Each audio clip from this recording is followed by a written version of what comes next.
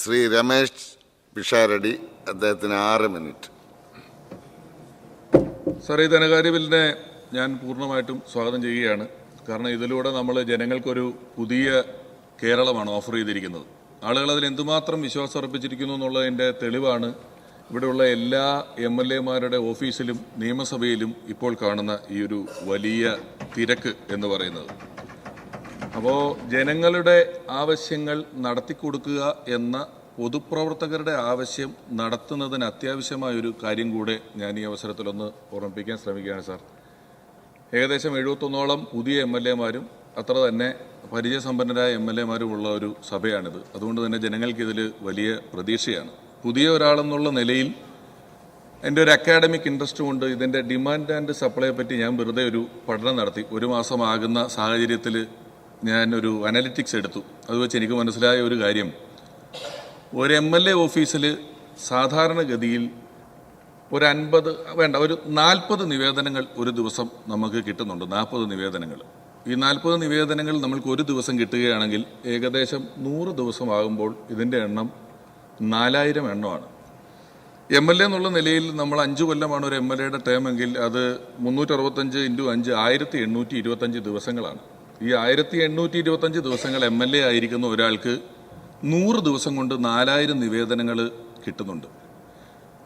ഈ 4000 നിവേദനങ്ങൾ എന്ന് ഞാൻ പറയുന്നത് നമ്മൾ കല്യാണത്തിന് പോകുമ്പോൾ നേരിട്ട് പറയുന്നതും വഴിയിൽ കാണുമ്പോൾ പറയുന്നതും വാട്സപ്പിലൂടെ തരുന്നതും ഇമെയിലിലൂടെ തരുന്നതും ഫോണിലൂടെ വിളിച്ച് പറയുന്നതും എല്ലാം ഒഴിവാക്കിയിട്ടാണ് ഈ 4000 നിവേദനങ്ങൾ നമുക്ക് കിട്ടുന്നത്. അപ്പോൾ ഇത് പ്രോസസ്സ് ചെയ്യുക എന്ന് പറയുന്നത് നമ്മൾ വളരെ സ്പീഡാക്കി കൊടുക്കുമ്പോഴാണ് ജനങ്ങളുടെ ആവശ്യങ്ങൾ നമുക്ക് കൃത്യമായിട്ട് അഡ്രസ്സ് ചെയ്യാനും അത് കേൾക്കാനും എല്ലാം പറ്റുള്ളൂ. ഇവർ പറയുന്നുണ്ട്, ഇവർ എഴുതി തരുന്നുണ്ട്, അവരെ നമ്മൾ കേൾക്കണം. അപ്പോൾ ഡെപ്യൂട്ടേഷൻ കഴിഞ്ഞ് നമ്മൾക്ക് ഒരാൾക്കുള്ളത് 2 സ്റ്റാഫുകളാണ്. ഇതിൽ ഒരു സ്റ്റാഫിനെ ബഹുഭൂരിപക്ഷം MLA-മാരും ഡ്രൈവർമാരായിട്ടാണ് നിയോഗിച്ചിട്ടുള്ളത്. പിന്നീടുള്ളത് ഒരു സ്റ്റാഫും കൂടെയാണ്.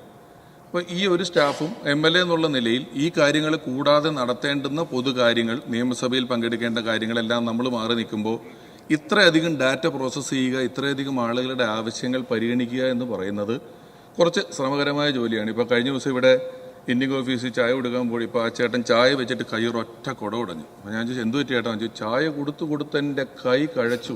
കാരണം 10 വർഷം ഈച്ചയും പൂച്ചയില്ലായിരുന്ന സ്ഥലമാണ്, ഇപ്പം നിറച്ച ആളാണ് എന്ന് പറഞ്ഞു. ഇപ്പം നമ്മുടെ സ്റ്റാഫുള്ള പയ്യനും അതേപോലെ ഓഫീസിൽ നിന്ന് കാണിച്ചു. കുറേ നിവേദനം കൊണ്ടു തന്നിട്ട് അവനും കൈ ഉടഞ്ഞിട്ട് പോവുകയാണ് സാർ.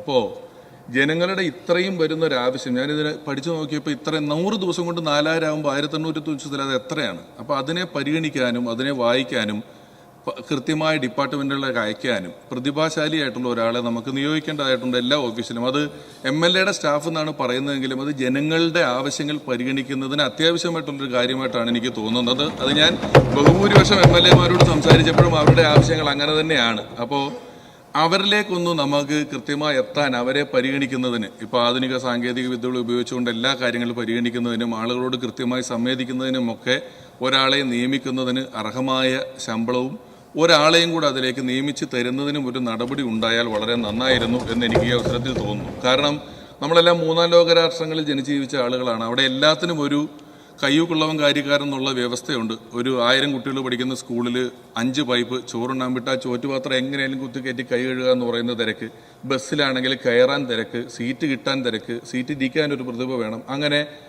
ഇവനൊരു കല്യാണ വീട്ടിൽ പോലും 11 മണിക്ക് ചോറുണ്ണേണ്ട സമയം അല്ലെങ്കിൽ പോലും തുറന്നു വെക്കുമ്പോൾ ആളുകൾ ഇടിച്ചു കയറുന്നത് ഈ തിരക്കിനോട് പൊരുതിയാണ് 3-ാം ലോക രാഷ്ട്രങ്ങളിലുള്ള ആളുകളെല്ലാം ജീവിച്ചിട്ടുള്ളത്. അപ്പോൾ നമ്മുടെ MLA ഓഫീസുകളിലാണെങ്കിലും ഇവിടെയാണെങ്കിലും മന്ത്രിമാരെ കാണാൻ വരുന്നവർക്കാണെങ്കിലും എല്ലാം ചിലർ രാവിലെ തൊട്ട് വൈകുന്നേരം വരെ ഒന്ന് കാണാൻ പറ്റാതെ പോകേണ്ടി വന്നാൽ കയ്യൂക്കുള്ള മറ്റാരോ കയറിപ്പോയാൽ അത് അവരെ ബാധിക്കുന്ന ഒരു പ്രശ്നമാണ് സാർ. അപ്പോൾ അവരെ എല്ലാം അഡ്രസ്സ് ചെയ്യുന്നതിൻ്റെ ഭാഗമായി നമ്മളുടെ സ്റ്റാഫുകളുടെ എണ്ണത്തിൽ ഒരു ചെറിയ വർധനവുണ്ടായിരുന്നെങ്കിൽ, ഒരാളെയെങ്കിലും കൂടുതൽ നിയമിക്കാൻ പറ്റിയിരുന്നെങ്കിൽ അത് നന്നായിരുന്നു. ഇത് MLA-മാർക്ക് വേണ്ടി എന്ന് പറയുന്നത് കൊണ്ടാണ് ഇത് കേൾക്കുമ്പോൾ പെട്ടെന്ന് നമുക്കൊരു അസഹിഷ്ണുത തോന്നുന്നത്. അവരാരും വ്യക്തിപരമായ നമ്മുടെ ഒരു സഹായത്തിനുമല്ല, ജനങ്ങളുടെ കാര്യം അഡ്രസ്സ് ചെയ്യുന്നതിന് വേണ്ടിയിട്ടാണ്. ഇത് കൂടെ പരിഗണിക്കണം എന്ന് അഭ്യർത്ഥിച്ചുകൊണ്ട് ഇത് എല്ലാ തരത്തിലും ഈ ധനകാര്യ ബില്ലിനെ പൂർണ്ണമായും പിന്തുണച്ചുകൊണ്ട് നമ്മുടെ ഈ പറഞ്ഞ നമ്മുടെ ഒരു വലിയ മോട്ടീവ്, നമ്മൾ എന്തുദ്ദേശത്തോടു കൂടിയാണോ ഈ ബജറ്റ് അവതരിപ്പിച്ചത്, എങ്ങനെയാണോ നമ്മൾ ജനങ്ങളുമായി സംവേദിക്കേണ്ടത്, അവരുടെ ആവശ്യങ്ങൾ ഏത് തരത്തിലെല്ലാമാണ് നമ്മൾ പരിഹരിച്ചു കൊടുക്കേണ്ടത് എന്ന് പറയുന്ന സ്ഥലത്തേക്കുള്ള എത്തിച്ചേരാൻ